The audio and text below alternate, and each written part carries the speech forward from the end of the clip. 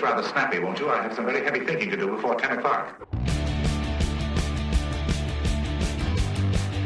Hey, welcome to another episode of Get It Right Texoma with the trio. I'm Mike Hendren. This is Terry McAdams. That's Trey Serrala.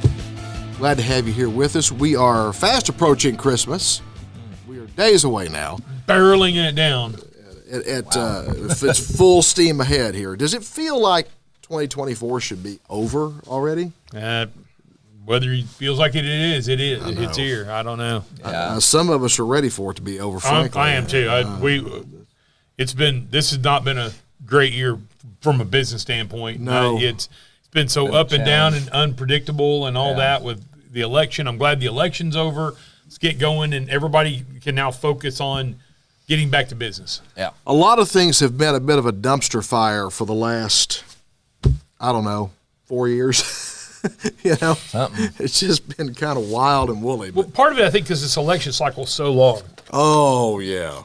It was the longest election cycle in modern history, and so it just one of those deals. It's like I'm glad it's over with, and let's move on and get after it. Yeah, and I think we're kind of at a point where everybody's just ready to see what the next chapter is going to hold. Yeah, we're poised for it, but it seems like people are still nervous. I don't understand. I really thought once the election was over, I thought everybody would take a deep breath, no matter who won. Just okay, election's over. Now, and it didn't seem that way. It seems like I was way wrong on the. I thought, well, election will be over and people will just get back to normal, and that hadn't seemed like it's happened. No, not yet. We'll see. We'll see what the next 30, 60 days holds anyway, for sure. Well, welcome again to the show. We appreciate it. Be sure to visit our website, getrighttexoma.com, and our Facebook page, and be sure to like and share our Facebook page, and be sure to subscribe to us on YouTube.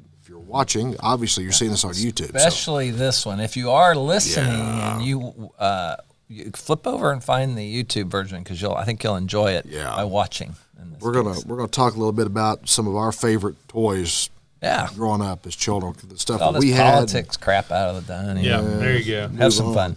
We got the Fantasy of Lights is still going on through the 26th, 6 p.m. to 10 p.m. nightly through the 26th. And again, I want to stress, because I was out collecting money a few nights ago for Fantasy of Lights. By the way, I had 3 limos come through the line that night. 3 limos. They tipped well? 2 did. Okay. The other one just kind of went, hey, and went on. But anyway, what you got to do, But again, this thing is 100% funded by private donations. And I had this conversation with a couple of different people who still didn't understand. Now, in their defense, both of these people were new to the area. They're not from here, and this is not something that they've seen and experienced before. So, I educated them a little bit about what it's all about and how it's operated. This thing is 100% funded by private donations. So these are your displays, Texoma. These belong to you. You gotta help us support this. So please, if you can, contribute when you go by. You can drop some money in the boot, or scan the QR code on any one of the signs that you'll see scattered all throughout the displays. Or there's also boxes where you can drop some cash in if you want to do that too.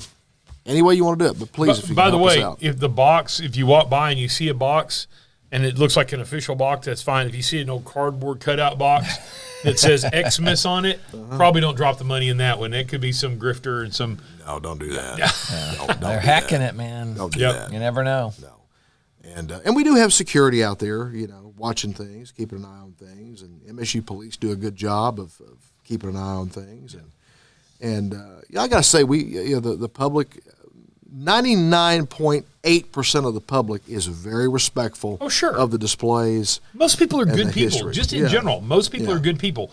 It is a very small population of the people that are complete assholes in our society, and they cause a lot of chaos. Yeah, most people are good most of the time. Yeah, exactly. Yeah. Most of the time. Yeah. So anyhow, Fantasy of Lights on through the 26th. The campus of Midwestern State University, right there along Taft Street. Easy to find. You cannot miss it. Let's talk a little bit about our local restaurant focus this week.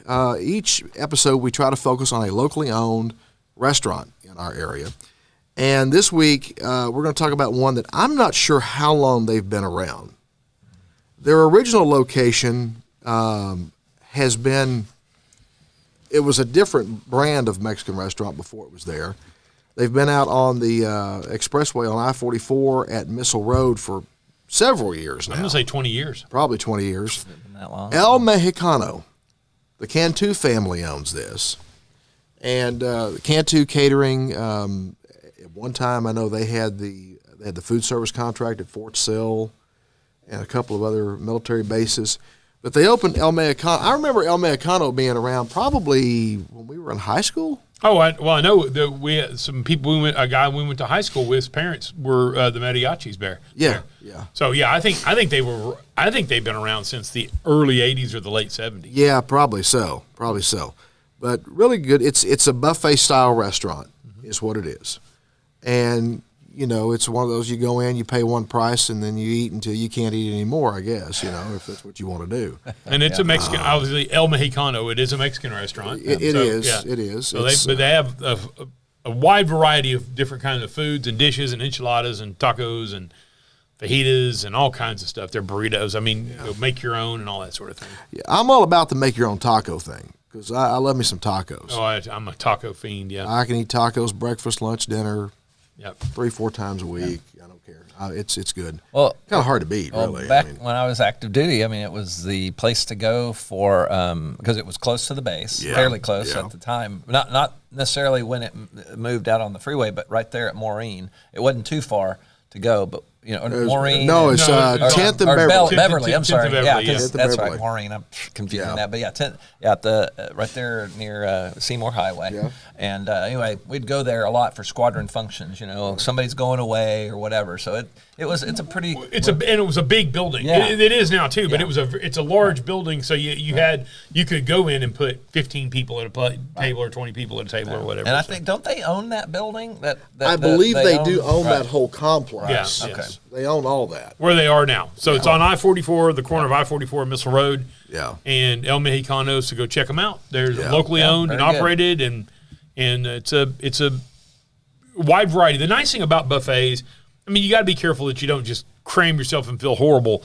But the nice thing about a buffet is you can have a taco and a burrito and you could go through and you could have a little bit of everything and get you a complete full meal, but just not load up on one thing. Yeah. So it's good stuff. So anyway, we applaud them, and I've got to figure out how long they've been around. I think you're right. I think it probably has been late 70s, early 80s. Long time. Somewhere in there. So anyway, Hospice of Wichita Falls just had their Tree of Lights campaign. They just wrapped it up. They raised well over $300,000. I think the goal was $300,000 this year.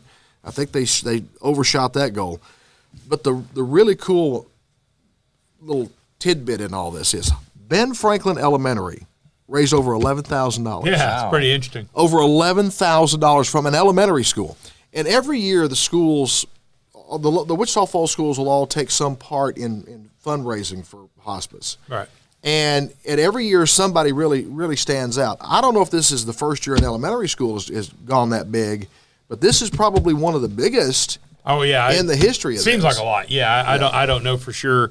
But the nice thing the interesting about a hospice is it touches everybody just about at some point. Yeah. Right. I mean, whether you're going to need hospice care, somebody in your immediate family is going to need hospice care, your friend, a relative, a distant relative, somebody.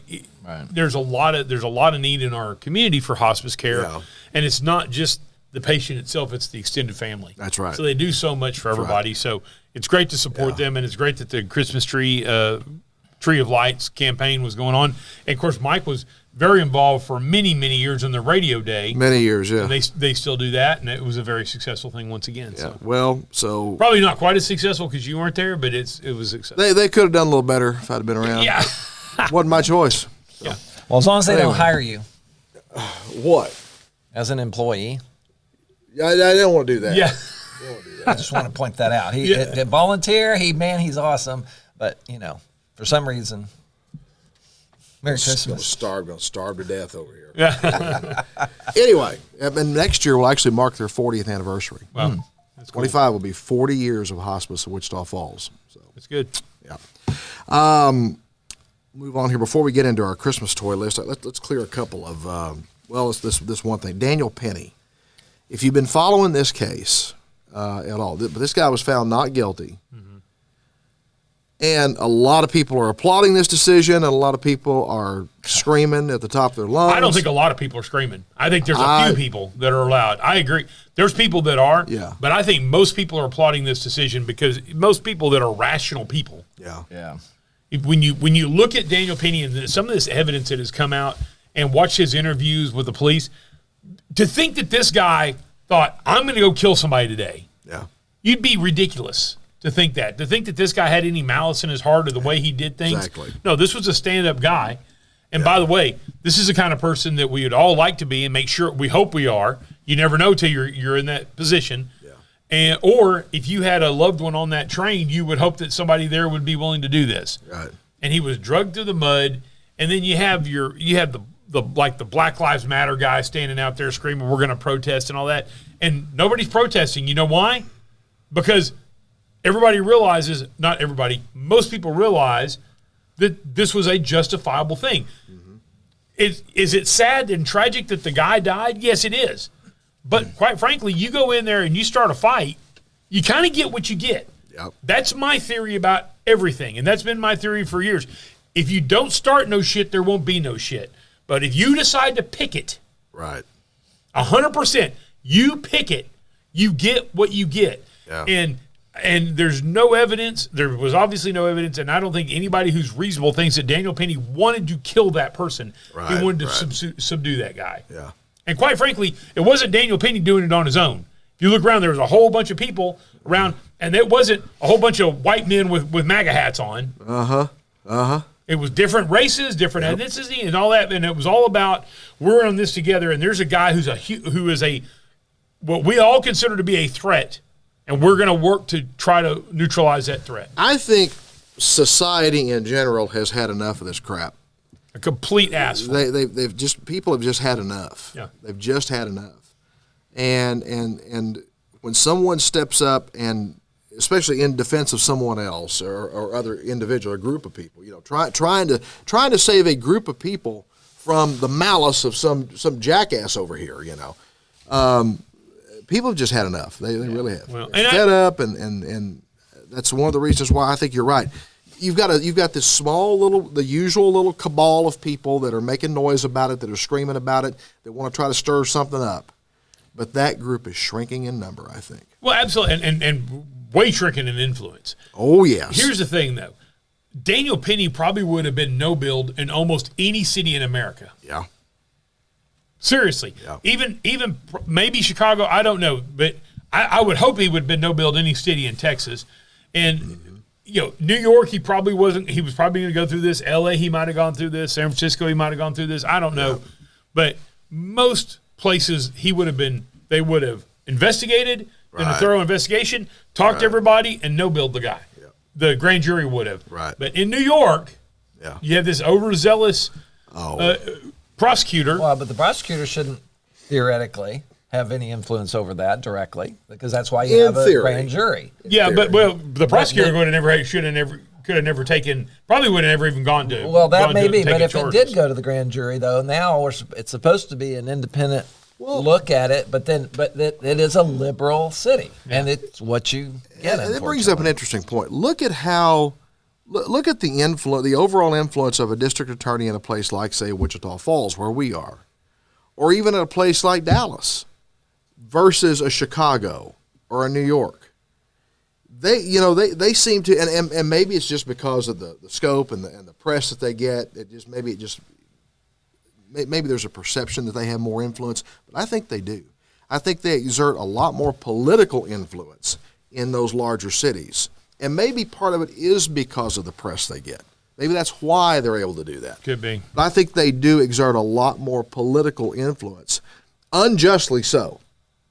Yeah, they just shouldn't do it, but they do. Well, the politics should not factor into the justice system. No. On either side. And everybody's wrong who does it. No. Well, we see it all the time. I mean, we've seen a huge amount of We've all seen the statue of Lady Justice blindfolded with the scales of justice. It's like that doesn't. Peeking. Yeah, It's like it doesn't matter anymore. But part of the problem too is there are a lot of the district attorneys and stuff like this are elected officials. Right. So therefore, we're almost, our system is almost encouraging them to have some sort of politics involved. So because I don't they're know, elected in a political way, right? Exactly. But the downside to that is it's like in Texas we have judges that are voted in, not appointed. Almost every state does, yeah. Lots of states have. Well, lots of them do, but I yeah. think many. But at whatever level, I'm just saying, I don't know obviously each state, but at least at various levels, though at the federal level, right, they're appointed. Yes. And at the state level, I mean, and those and I think those judges, I think that should be apolitical. Once again, I think that everything below state level should be apolitical. County, city, school district should have no political affiliation. In other words, not Democrat, Republican, or anything like that. Right. Okay. I don't think they should be primaried. I think everybody who wants to go for that election goes for that election. Doesn't declare. It's on election day. It's like like the mayor here in Wichita Falls. They do not declare. Right. Well, right now it's city and school board does not, but county does. I think county should be stripped away from political parties, and then I also think outside of legislation, I think at the state level there should be no political affiliation. The ag commissioner, like governor, lieutenant governor, and legislators, I'm okay with them having political affiliations, but like I said, the ag commissioner, the railroad commissioner, the state judges, those people should not be Democrat or Republican next to their name. Well, but let me throw this out. But you're gonna hide it then. I mean, at least they're being full disclosure. No, but I also think you open it up though because they're getting money. They're getting the backing of a political campaign. They're running a primary and getting back. So there's an official channel by which you get supported by the whereas if you had no political affiliation, the three of us could say, "Hey, I want to run for a state judge or whatever it is," because those jobs are not. Inherently, they're not political. Right. They should not be. So if you remove the party affiliation, you do at least in theory remove a lot of the political influence that the money would inject into absolutely, it. And the fundraising would inject it's just like the mayor, say the city of Wichita Falls. Yeah.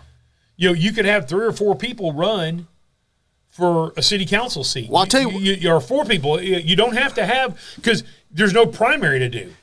This is the part. I mean, this is the seat. We're recording this show on December the 18th. As of today, as far as I know, we still, because you brought this up, this is a great segue in here.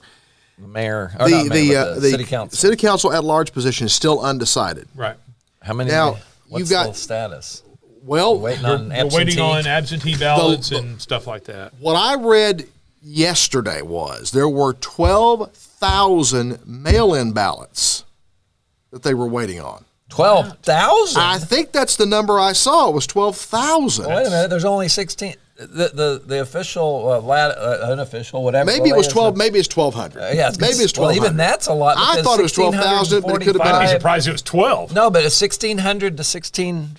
Maybe 1645. They were 45 votes. Maybe it's 1,200. I got. Well, even that sounds a lot. But they're still waiting on this number of mail-in ballots. Now, here's what I wanted. The damn election now was 5 days ago. Why are we still? If the ballots weren't there I'm sorry. If they were not there on election day, we're done. We've said that a million times. We're done.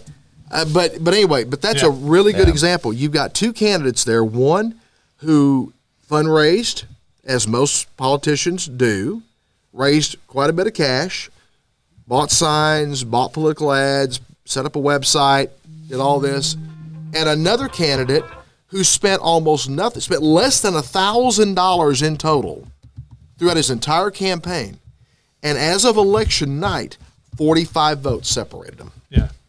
Yeah, 45 vote difference between Cobb close, and Pack. It seems to.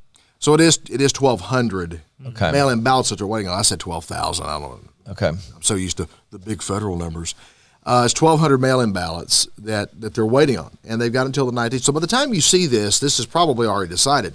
But you've got these 2 candidates that, one spent lots of money, one spent almost no money, and they don't declare a party affiliation at this level. There's no Republican, Democrat, competition there. And There 45 votes separate them. It's crazy. Yeah. It's wild, guys. Okay. It really is. So anyway, but we'll see how this plays out. Let's move on to our. We did this on radio together for years and years and years, and several years anyway. Our favorite Christmas toys. What did we enjoy when we were growing up? Or what was on our wish list? Yep. Some of these we probably had. Some of these we might not have. Might have wanted. Yeah. I got a big one in here that I always wanted. I didn't get, and I'm so tempted now as an adult to buy one just to say I've got one. Anyway. Hey, hit the number 4 over there, the slider, because just for a little background, because we got some sound on some of these, Okay. So I don't know how, adjust the sound as necessary. Okay. You're the engineer here. All right. So what are we starting with here? What's our first toy selection? She's not driving a train.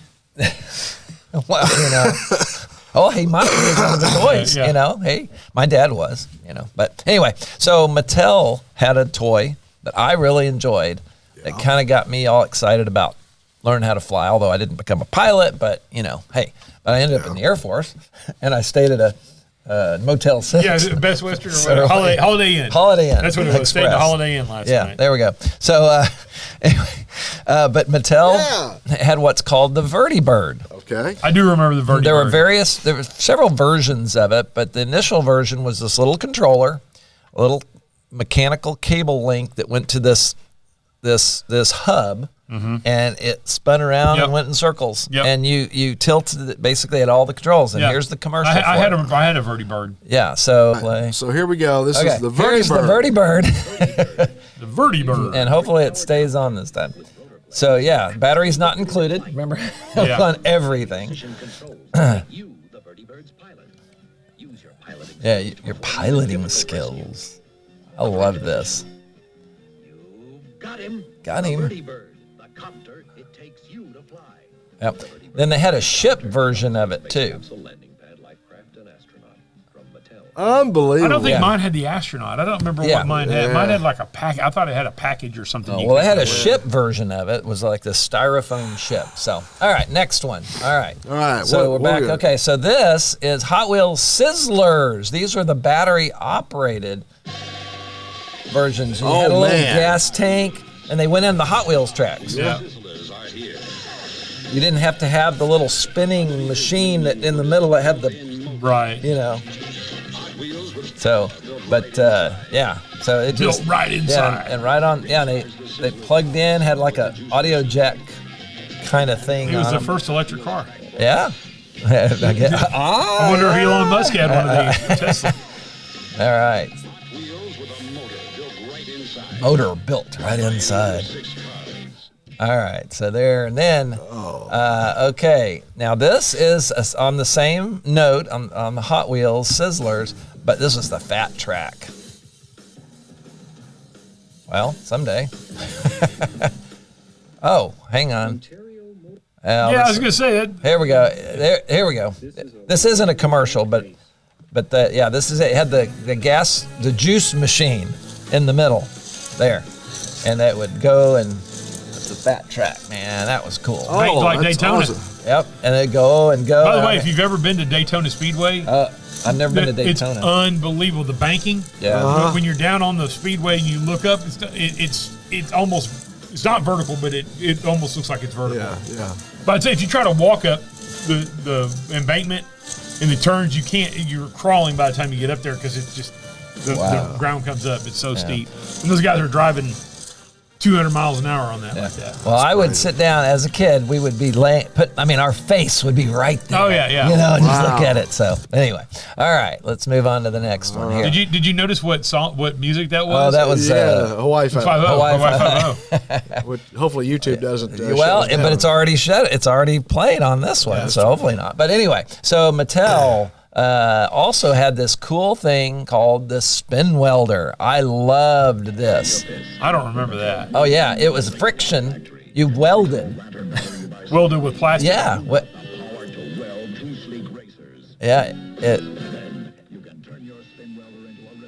A riveting gun. Ooh. I mean, think about it mechanically. Oh yeah, that's it's like a cool, rector set, but in a different way. Wow. Yeah, so that's pretty cool. That is neat. No, I didn't have that. Okay, and of course, the classic Slinky. I didn't have a staircase. Well, we did all my mom, can play with it. We did at some of our apartments I lived in with my mom. Slinky got old to me in about 2 seconds, and then I'd end up trying to snap it around. You don't need a stair. And get it to where it's twisted and oh yeah, well spring. Yeah, once they get you throw it in a toolbox. Look at the wallpaper there, boy. Wow. Woo. Okay, so that's that. All right, next, Light Bright. Oh yeah, I enjoy Light Bright. There we go.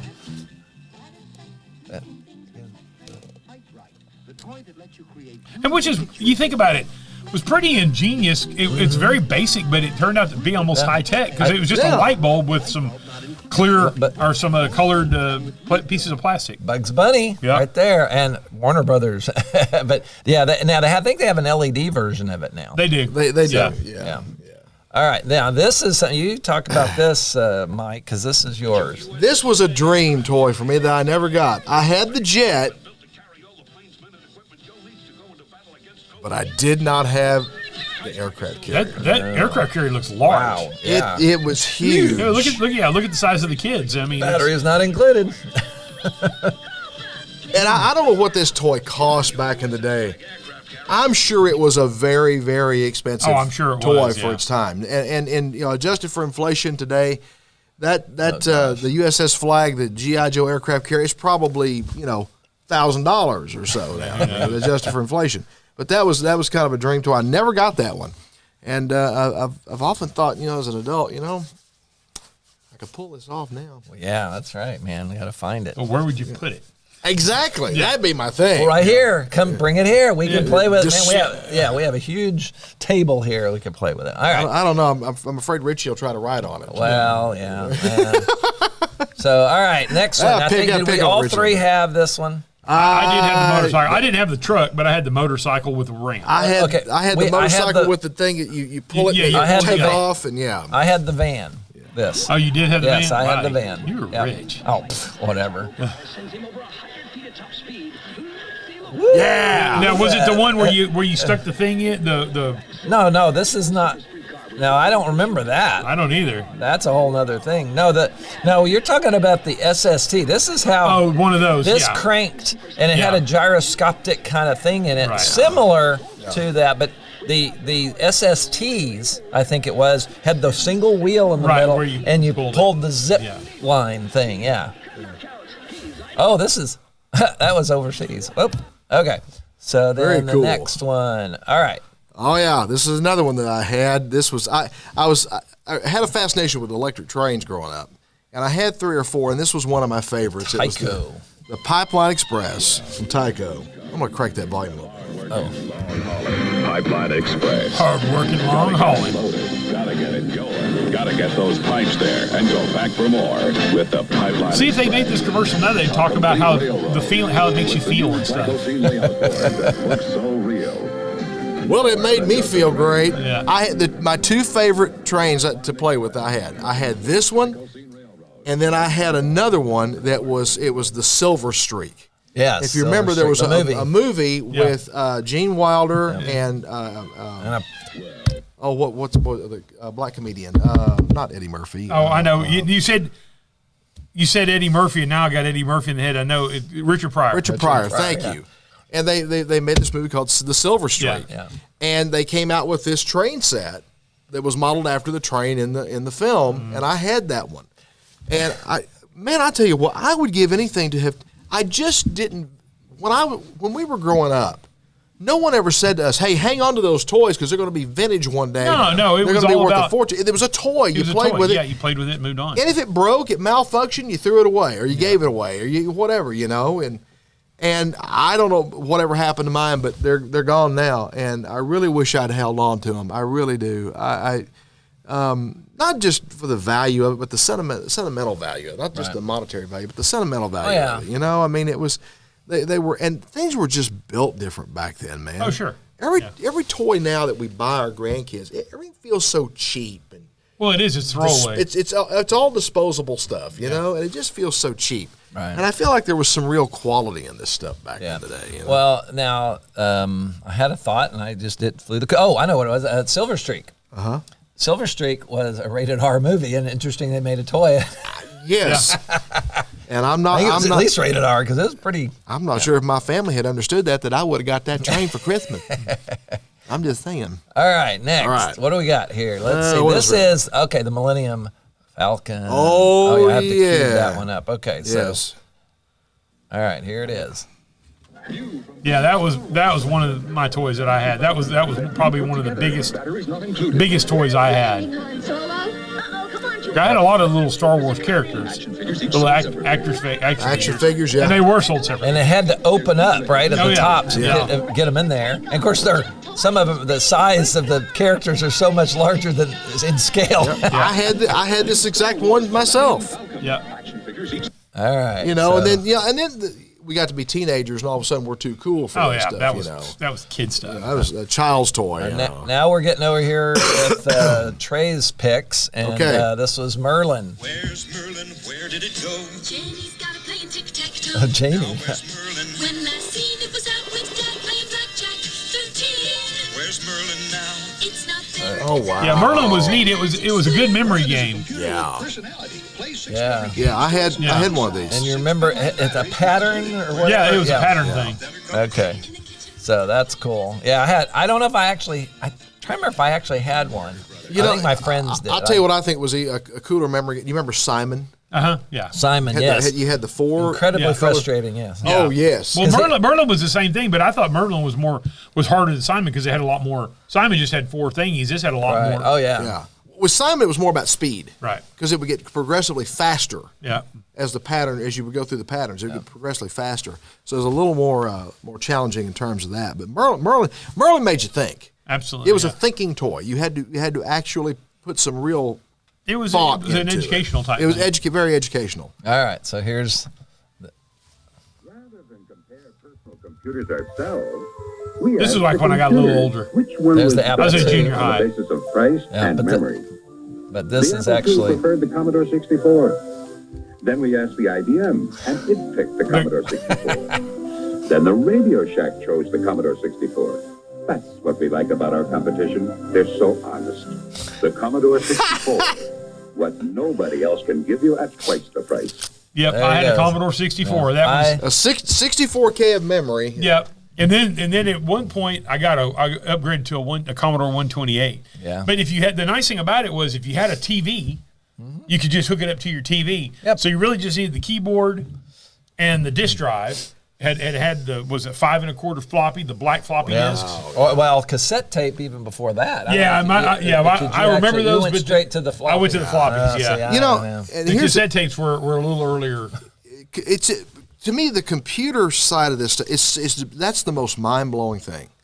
When you think about what our computers were capable of 30 years ago, 40 years ago. This is even more powerful. Oh my goodness, yeah. We went to the moon with the equivalent of a TI calculator. Yeah. You've got more computing power in your iPhone today. The calculator app is more complicated than the space shot was. So which it's just amazing the technology. Now you can buy like Terry. This is a MacBook Pro you're using here. You can buy a MacBook Pro. You put all the bells and whistles on it. You're going to spend probably what?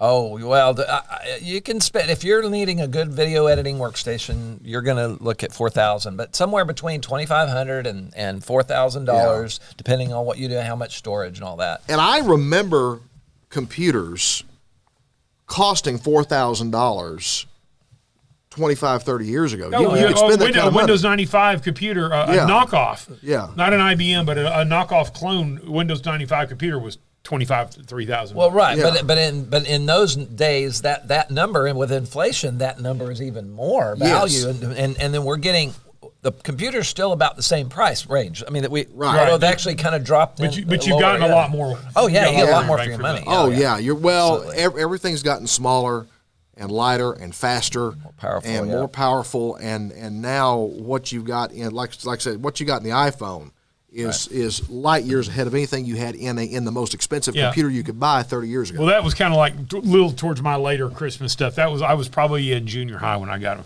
Commodore 64. Okay. And then now this was a generic thing, but I found a video that's kind of interesting. It's actually a little girl boxing. This, I guess, apparently from the 1970s. So this is a little girl that's out of Dallas. Women's liberation is fine. A little girl boxing. One of my favorite toys was I got boxing gloves for Christmas one year. A boxing glove set with a headgear and boxing glove set. Right. I wasn't a little girl. Right. But well, yeah. You know. But anyhow, but to me that was one of my favorite because I mean that put me in that mindset of combat sports and boxing, and I love boxing and combat sports and stuff like that. So, right. anyhow. Okay. So here's another one that you really were big. Now look at the person that's behind this. Shoots Away is so much fun. Yeah, this one's Van Dyke. Playing it. Look through this viewfinder, pilot the plane over a target, and drop an air rescue parachute. Shoots away. Cut. Darn it. Shoots away. Okay, Dick, we got it. Shoots away. Cut. Shoots Away, the air rescue target game. Shoots away. Shoots away. He keeps playing. Dick, can we go home now? That was Why, Gabriel. that was high tech stuff. I mean, the mechanic it had levers. You had a viewfinder. It was high tech stuff. All right, now Pretty this awesome, one. Now pretty this awesome. one we just happened to notice, but big wheel, man. Big wheels. Did we all have big wheels? Oh, yeah.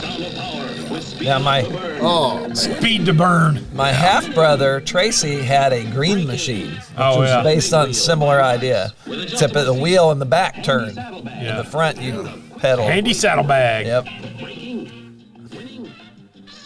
Yeah, that was it. You can see how many times you could spin out. Big Wheel by Marks. By Marks. It can take it. I thought big wheel. I didn't realize it was I don't remember that company. Mark's Toy Company was huge for many years, and I know some of their stuff, some of their more vintage toys, Mark's toys, are worth a lot of money. Yeah. Wow. Now I don't imagine the big wheel would fall into that category, but I'm talking about some of their smaller, older toys. I think they go back to like the 20s, 30s. I think you're right. Okay. Yeah, And so you get some of their more vintage stuff, and it apparently it's got a worth quite a bit. pretty good price tag on it. All right. Well, so then the last one, and this is a classic. Oh yeah. And let's play here. I don't. Erector set. New Erector is here. The incredible construction toy your kids have been waiting I had one for. of those. A new kind of The erector. Erector set. Of course, this existed even prior to us. I've been Oh, in the yeah, 50s and the 40s. I don't know how far back it goes. This is a more high tech. But this was one of my favorite toys that I had because you could build all kinds of stuff with it. Oh yeah. And your kids command their toys Yeah, this with is remote control. this is advanced director Yeah. from Gabriel. Incredible toys in one. Incredible. Wow. So, but 1980s yeah. erector set. But now, so let's just do a quick rundown, like Lincoln Logs, along kind of the same. You build stuff. And Yeah. I remember the green, the slats for the roof, and each of the Lincoln Yep. Logs, and all of that. What other things? Just Well, I had a rapid Tron. fire? I had a little Tron game that was my first. Oh, yes. Yeah. Video game. Yep. And when Tron came out, probably in the early '80s or late '70s, when I had that. Yep. And then, of course, we talked about Shoots Away and all that sort of. The one thing I really wanted that I never got was a Battle Rock. I had a neighbor down the street. So the little green army men, everybody had their own little army men. And what we would do is we'd lay it out, and you would set up a thing, and then you'd throw rocks and try to. That was your competition. You'd set up all your army men, and then you would throw rocks at the other people's army men and try to kill their army men. Wow. And so whoever killed all the other army men won, as long as you had some left. So bring it. Go ahead and switch it over. This is the what he's Battle Rock. talking about. Basically, it was just a big plastic piece there. And you put army men all over it. And stuff. Okay, Yeah. and then you can look at them. And, Yeah.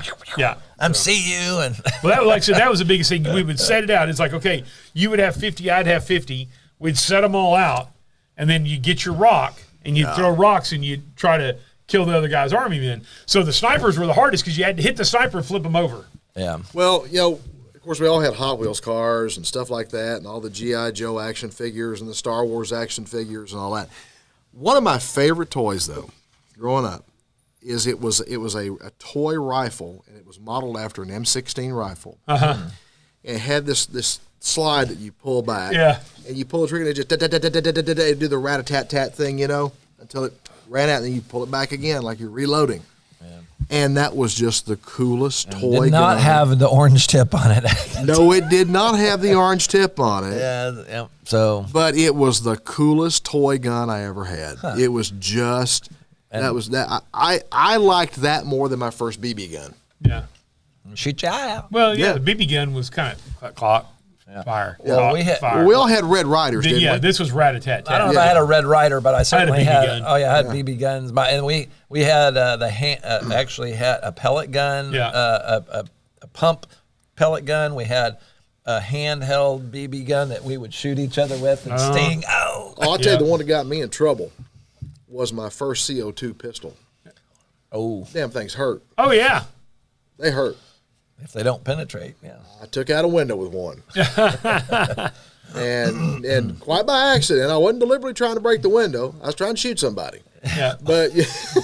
I was trying to shoot a dude. I got a window instead. We were playing Cowboys and Indians. I understand. With our BB guns. Yeah. And I had one that was a pistol that was CO2 powered. Damn. So I'm sure you had goggles on. No. Yeah, safety glasses. Yeah. When you read. Hell, I didn't own a bike helmet as a child. And remember the pump when you had to pump anything, you just see you try to pump that thing and you'd pump it like 8 times. My dad would, and then you'd snap it in and get that one boom. Yep. Man. Anyhow. But that's CO2 pistol. That got me in trouble. That was fun though. Yeah. It was fun though. Did you actually have lawn darts? I don't think I didn't. I had a cousin who had a set of lawn darts. Yeah, I don't think we had lawn darts. He's older than me, and of course, lawn darts, I guess, were kind of a thing in the late '60s, early '70s, kind of thing. And then they got banned eventually. But then but they stopped selling them a lot of the places. But they had the warnings on them at first, and then that apparently. But I do remember watching them play with them. I didn't, but I remember watching them play with them. Yeah. And even then, I think I probably thought, that looks kind of dangerous. I'm going to throw this 14-pound projectile in the air that could stab me to death. Yeah. Well, but the fun thing about it was you'd throw stuff up like that and you'd stay and see who would chicken out first to get out from under it. All right. Well, let me tell you this. I may have told y'all this story before, but I haven't told necessarily the audience. But a friend of mine and I, it's probably in the like in October, November time frame. It's at the afternoon after school. It's a little bit. It wasn't all that windy because if we had done this, we wouldn't have known where the arrows went. But we were shooting the arrows straight up, and it was towards the end of the day, and we'd watch them, and oh wow, and then shoot another one up, and we're doing this for a little while, and then until we lost the last one. Yeah. And so we stood there, and we kind of did this, and I was like right behind him, and we're standing there, and within a few seconds we hear. And it landed that far, for those on the radio, is 4 inches or so from his foot. Oh, wow. So needless to say, I was into that play time. There's a scene, there's a film, Adam Sandler movie called Grown Ups, where they're playing that game. These guys, they all get together for their basketball coach died, and they all get together for his funeral at this cabin or whatever, and they're out there playing that game with the arrows, And I think it's Rob Schneider takes an arrow in the foot because he everybody else ran except him, and he stood there, and it went right through his foot. It's happened. Well, that was close. Yeah. Oh yeah. It almost happened to Terry. So apparently so. But but lawn darts, I had that. God was looking out for me and my friend. But and that's maybe we should do maybe next year also do one on the most dangerous toys ever created. Yeah. That's funny stuff. Well, guys, thank you for being with us. Merry Christmas. Merry Christmas to all of you, and Happy New Year. If we don't see you before the New Year starts, we'll probably be back with I know we've got one more episode to put in the can for this year. Yeah, Ann Arnold will be with us. Tomorrow is when we're going to record it. I don't know when it'll post. She'll be our guest. You'll probably see that after the Christmas holiday. And then we'll see you again in the new year. But Merry Christmas and Happy New Year to you. This podcast, Get It Right Texoma, brought to you in part by Eddie Hills Fun Cycles, 401 North Scott, downtown Wichita Falls since 1966, EddieHillsFunCycles.com, and MacTech Solutions, 4020 Ray Road, Suite 3B here in Wichita Falls, and Finishing Touch Plaza, MacTech-Solutions.com. If you're still looking for a Christmas gift at the point of, if it's still not Christmas yet when you see this, it probably won't be. But if you need something last minute, but something really cool, either one of these guys can hook you up with the coolest stuff. Apple TV is a great last-minute gift, and I bet you guys have a few last-minute gifts. We do. We have some. We have a few go-karts that are on sale. We've got a very few kids four-wheelers that are left. But then also there's people that are buying not only Christmas gifts, they're buying stuff for the end of the year equipment to get on their taxes. That's right. And so that's $179, $11.79, whatever. It's a great idea to come get a. Doesn't be for Christmas, like I say, it could be for your taxes. Yeah. So if you need a tax, and we'll same thing with Terry. If you need a new computer for your business, you want that tax deduction for the end of the year. You just got to get it purchased before or by December 31. Yeah, and I can order it, and you, as long as you paid for it. As long as you pay for it when the check's written. Right. As long as you pay for it within this calendar year, you can use it as a tax deduction. See? Yeah, there you go. Here we are. We're trying to help you guys. That's right. But we're not tax attorneys. We're not tax. We're not providing tax advice. We're not. We cannot give tax advice. No, but still, we've all done it, right? The tax deduction, we've all done it. And it's also brought to you by Lollie and Pop Sweet Shop, your online bakery, featuring terrific pecan pies, cookies, and more. And holidays, we're booked solid at this point. So get your New Year's stuff at this point. Do it next year. Yeah, do it next year. Lollie and Pop Sweet Shop, lpsweet.com, and on Facebook, Lollie and Pop Sweet Shop, LOLLIE, Lollie and Pop Sweet Shop on Facebook. Guys, again, thank you for joining us. Merry Christmas. Happy New Year. And we will see you down the road.